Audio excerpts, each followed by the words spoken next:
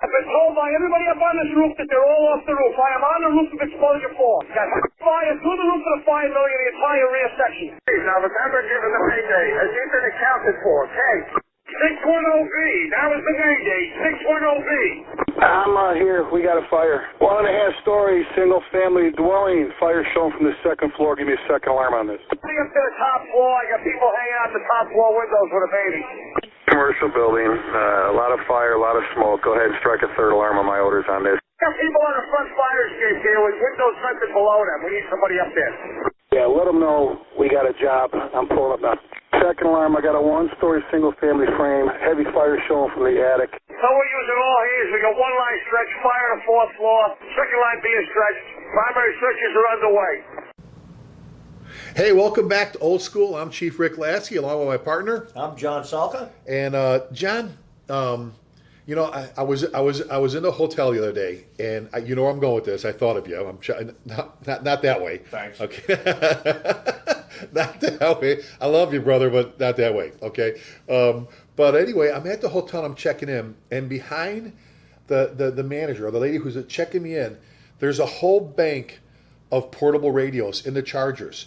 And I start thinking about what you and I've talked about. I start thinking about, you know, every time we see like the maid, they'd see the clipped on a cart or on their belt, or the maintenance guy or the pool guy, and we're at these hotel chains, and they've all got portable radios. Yet, and I know you do. You've done a great class and an article on, you know, where are the portable radios. We've talked about this before. About. Remember, we were just at somewhere, and you asked a question in the audience: is there anybody here who still responds to fires where not everybody crawling into the burning building has a portable radio? I remember the hands went up, and the one guy goes, "Well, the only people in our engine that has the radio, our ladder truck, is the officer and the driver, the chauffeur." And we're like, "What about the rest of the firefighters that are crawling into the burning building?" I guess that I wanted to pick your brain on that because we've talked about this a bunch of times about having the radios. It's an old topic. It's an old topic. It's something that you and I have talked about in class, in presentations, in our May Day programs and things like that, and it continues to come up. I've done work for unions and stuff like that. People have gotten a hold of me and said, "Chief, could you send us a letter and outline the reasons everybody should have a radio? Our city, our chief is, you know, fighting us on it and stuff like that." So to make a long story short, gosh, it's got to be 10 years ago now.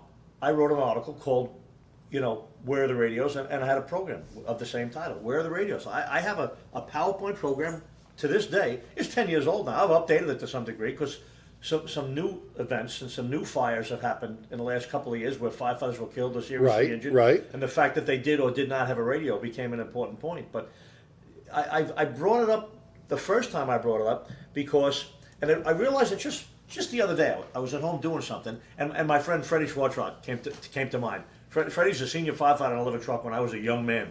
A liver truck was liver truck on the Lower East Side, rocking and rolling. Pretty busy, huh? Absolutely. And Freddie was there for a long time. I was a new man there, and just a couple of years on the job. Real happy to be there. And we ended up a job, a second alarm one night where Freddie and I both got into trouble. Up on the top floor, it was a building that had been renovated, and we thought we were on the 5th floor. We were on the 6th floor, and all sorts of things happened. It was quite a unique fire. It was a historical fire in the FDNY, written about, articles and everything.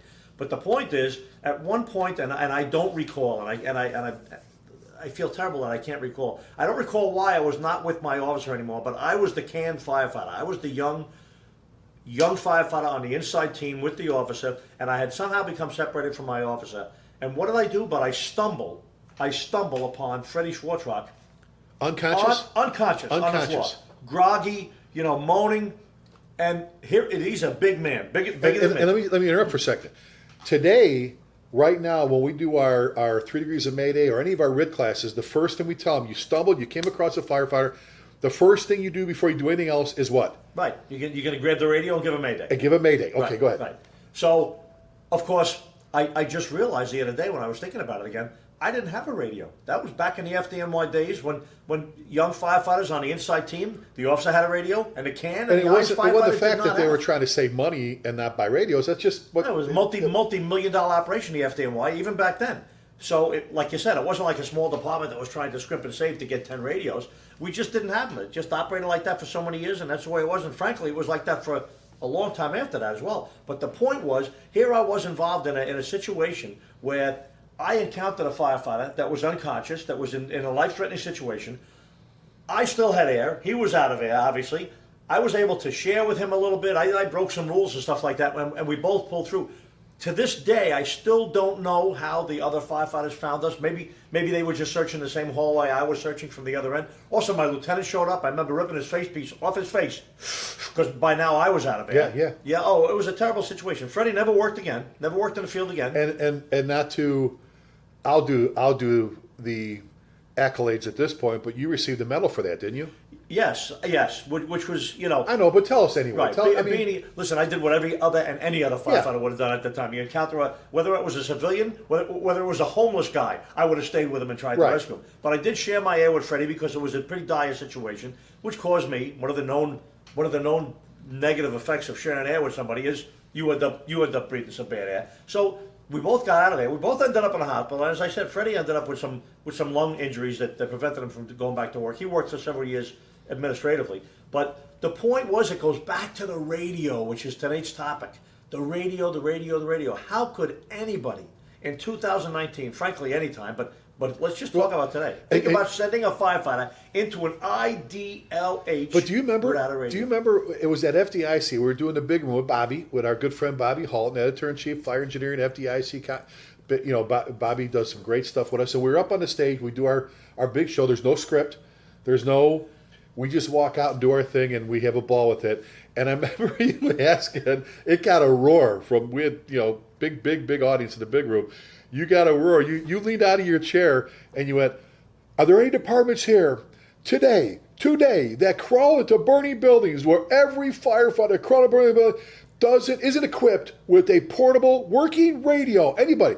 And some hands went up, and you said, your chief should be fired. And the place went nuts. You go, they should fire your fire chief. I'm like, oh boy. And then somebody went, he's sitting over here. He goes, and we're all like, hey, you know what? I'll tell you what, that happened in a class. That happened in a class, the front row, in a much smaller venue. In a much smaller venue. That got a roar from there. The front row guys put their hands up. Yeah, we don't love radios. I said, well, your chief's an imbecile, And he said, well, he's right here, chief. And I said, you're the chief, really? He said, yeah, I gotta stand up for this. Yeah. I said, listen, if you got a red car, if you got a chrome bell on any of your rigs, if you got a square inch of diamond, not diamond plate, but gold leaf, if you're spending money on anything special, anything fancy, and everybody doesn't have a radio, you know what I'm saying? So, and we're going to talk more about that. We're going to talk about all the advantages. And we've talked about your people come first, and we've said this in many classes, and we've said it on this show before. Your chief's car, your chief's buggy should have bald tires on it before you ever get something special, and your guys do without proper gear, without proper tools, without proper training, and without a damn portable radio. Yep. And you're right, it's 2019. And like we started off the show talking about, the maids at the hotels, God bless them. Well, the pool boy, I told that story a million times, being at the pool with my wife in Myrtle Beach with the family, and this kid walks by with a skimmer, he's taking care of the pool. And I snap a picture of him as he walks past me. Why? My wife looks at me and says, what are you doing? I said, oh, he's pretty cute. She said, no, really. I said, look in his back pocket. That's a $3,000 Motorola radio in the guy's back pocket. Whether it be Motorola or any other brand. I said, and this guy's riding around on fire engines probably in this town that don't have a radio. And nowadays, with the grants that are available, and to me, an easy sell for a lot of fire departments is, you want to talk about 2 in, 2 out. You want to talk about ideals. You want to talk about standards that say we have to be in voice communication. Either you need to be able to hear me in the room if I'm in the hallway or back and forth. Clean cabs. They're talking about clean cabs. But and how could you ignore radios? Yeah, exactly. But back to the communication standards. You can't be by yourself and be at a distance where you can't communicate verbally with your officer, with your partner. Rick, listen to this. And they don't even have a portable radio. Listen to this. You said the word standards. I'm not a big standards guy, and I know the NFPA has lots and lots of standards. Some of them make perfect sense to me. Some of them are a little sketchy. Some of them I think are ridiculous, and I think everybody probably thinks that. But the whole point is, you mean they have a standard on how many ounces your Nomex can be on your coat, but they don't have a standard that says every interior structural firefighter must have a two-way voice communication with them? I mean, you know what I'm saying? Like, when you can specify stuff like chevrons on the back of a rig and ounces of Nomex on a coat, Why isn't there a standard on two-way and, electronic and communication? peel your gear off inside out. By the way, up in Nebraska or Chicago when it's like 20 below zero, before you can return to quarters with dirty gear, but we still don't have people with portable radios. And I just, you know where I'm going with this. You've asked a question in class. Name me a police department in the United States of America or Canada. Our brothers and sisters in Canada. Name a police department that doesn't have a portable radio for their police officers. Right. They send two guys out in the car. I kid around in class about that. I say they send them out in the car and tell them, listen, so we're out of radios tonight. You guys, if you run into trouble, shoot the flag on up and we'll come and give you a hand. Yeah, or go to a call box in the corner like we used to do in the old days and get your key out and open it up. Nowhere. Yeah, and I just, again, when it comes to, you and I have been preaching firefighter safety survival long before you even started Get Out Live in the early 90s and I'd Save and Earl, but we've been doing it for a long time, and we've talked and we've done these classes. We talked about the radio drills. For those who have the portable radios, we ask in class. So when we do the small stuff, you and I, one of the questions is, so how many departments here do radio drills maybe once a year? And they all look around. I said, no, you say, okay, you three guys, guys and gals, you three guys put your gear on with your air pack. You're in this room. You three go in that room. And here's two statements. Here's a statement for you. You need to read this to them. And you practice talking, especially those that have voice amps, because they think they're supposed to put the microphone on the voice amp, which is not what you're supposed to do because it feeds back through it. You're supposed to talk normally. It's supposed to, because it's like you took your voice box, put it outside the mask. When you start reading instructions or stuff to someone else, now the more, maybe a higher voice individual doesn't have as much problem as someone like myself that has maybe a deeper voice, where we have to enunciate better. We have to really, instead of, you've heard it. Right. Okay, slow down, and you want to say enunciate, speak a little bit clear. Second floor, and you can't. And those drills, when they do those drills, John, you've seen it. It clears up like 90% of the crap, the feedback, all the stuff. And you get to experience it at a drill environment rather than at a live and fire environment. Who does the most talking on the fire ground? Obviously, the incident commander. Who does the second or equal as much talking on the fire ground? Right, Company officer. Who does the least amount? Right, Firefighters. And they have the radios maybe turned down because they want feedback through the boss's radio. Sometimes they bump it. And we're just talking right now, this particular subject is really just the tactical equipment part of the radio dilemma. And I always talk about, and we'll talk some other time. We'll have another old school session when we'll talk about Mayday. But let's get back to the Mayday for a minute. You can't give a Mayday without a radio. You can yell and it. you cannot Can't you yell receive a Mayday. Can't you scream it? Yeah, right. Could you scream it and hope people hear you scream With your face, please? So I bring that up in class all the time with folks, saying, you know what? If every single one of you people doesn't have a radio, what happens if one of them that doesn't have a radio ends up in a gigantic situation, deadly, life-threatening? How are they? So they're not even. So folks that have a Mayday policy, it doesn't even apply to every firefighter on the fire ground, because Mayday's a radio. It's a radio procedure. It's not a voice procedure. Well, exactly. And how many times do people say to us, well, but my firefighter is always with me and I have the radio? And I sit there and I go, really? Have you not read like some of the line of duty that they're near miss reports where we've talked about, like Vinny Dunn. We've talked about Vinny on this show already. One of our idols, what an incredible man. Has always talked about the point of no return into a room once it flashes is like 5 feet. Some people argue about longer, whatever. The reason the 5 feet is because you can crawl, roughly 2.5 feet a second in your turnout gear, and that's about how much time, before your gear starts to begin to break down, different things like that. And you sit there and you go, okay, so this is like the guys that we'll get into this one later. Used to teach you to hang on to the boot to the firefighter in front of you.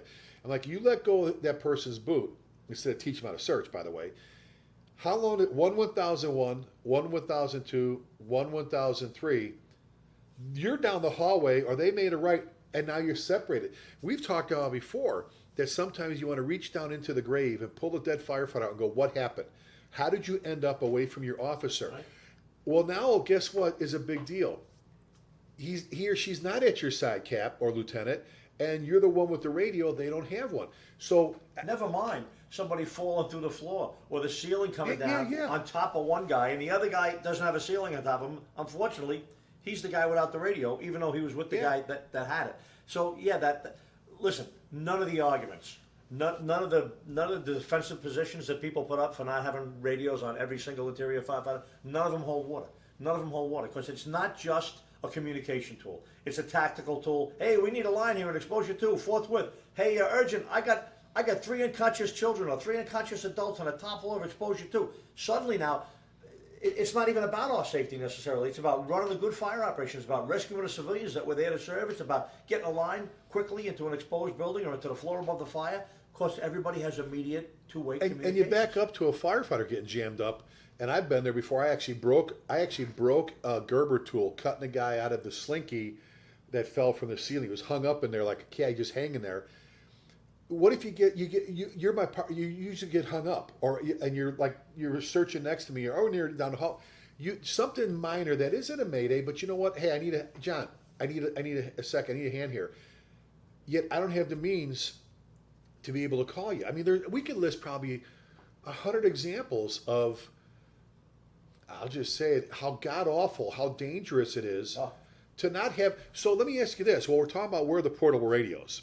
You know, one of my pet peeves is people that take the lapel mic off the portable radio. Now, don't get me wrong. When I was in Louisville, all of our chiefs had a couple radios, and we had without the mic that you could bring to council meetings, so you weren't on with the mic. But you don't show up at a fire without a clip-on mic, at least on my fire ground. And here was my thing: there's been documented cases where firefighters have died, and one of the contributing factors was they couldn't get their Steve McCaffrey from Backdraft radio out of their pocket. We talked about the lapel mics. We talked about, when you see pictures of a chief with the radio in their back pocket. And I told that story about Elgin, Illinois. Elgin, Illinois, John, I know you've been out there. It's a great fire department. Older town, good fire department, solid firefighters, And one of them came up at a class I was doing several years back. He says, you don't remember, but I had you for first and officer at U of I, the Fire Service Institute. And you used to say something about the clip-on mic back then, the lapel mic. Do you remember what you used to say? And I said, yeah, because I still say what I say. He said, you used to say your mic should always be over your heart because that's where your guys and that's where your family should be. Not next to your ass, back in your back pocket, or in a pocket where you can't get to it.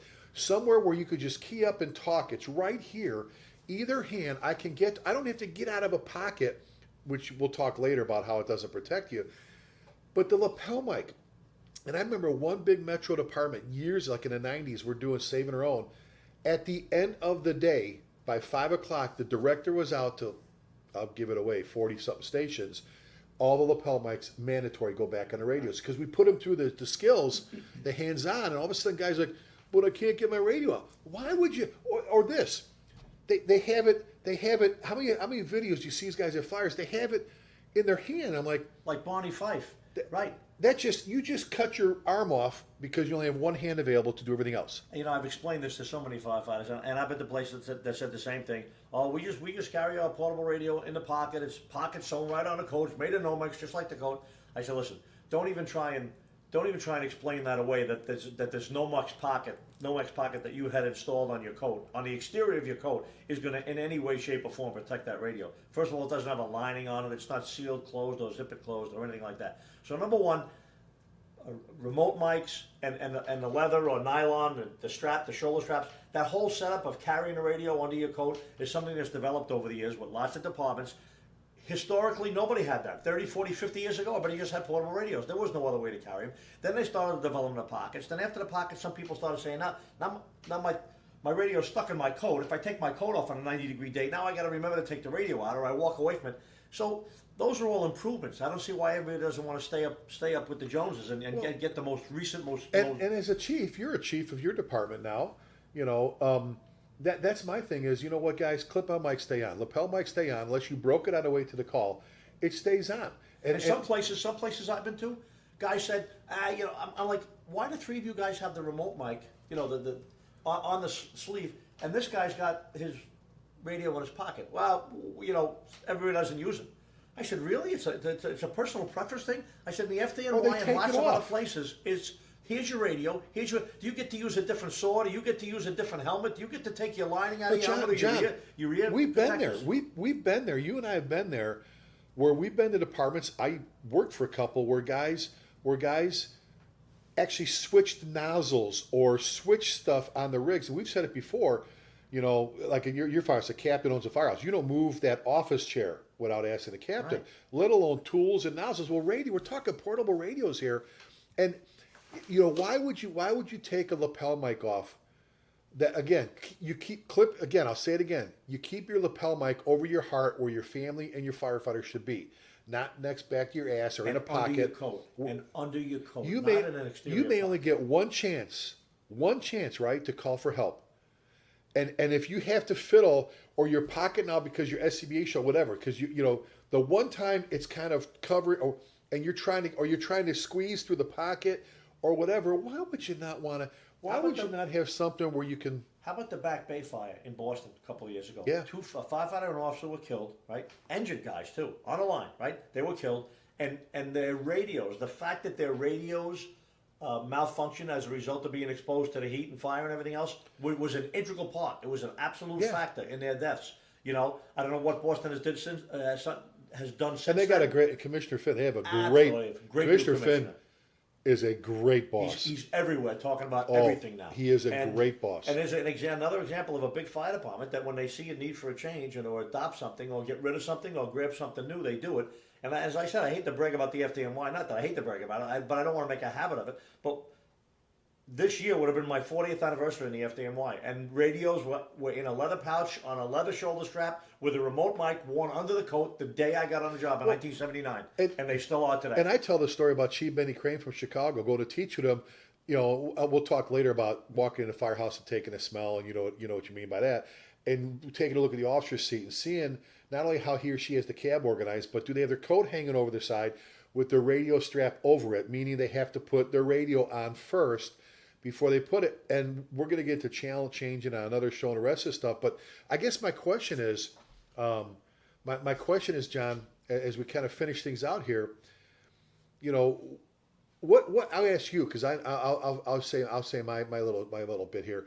What's your message to all the chiefs out there about? Not just, we just talked about the importance, but what do you say to them aside from you should be fired? All right, but I know what it is. You don't even have to finish the question. I have the answer. The answer is that a portable radio is as important, probably more important, but certainly as important as a helmet or a good pair of gloves or an SCBA. You don't say, okay, everybody wears an SCBA except for the irons guy. You guys don't need SCBA. You just stay close to your officer and he'll share air with you. I mean, as ridiculous as that statement sounds, to me, I think the statement saying, oh, those two guys always stay together, so one radio will take care of all three of them.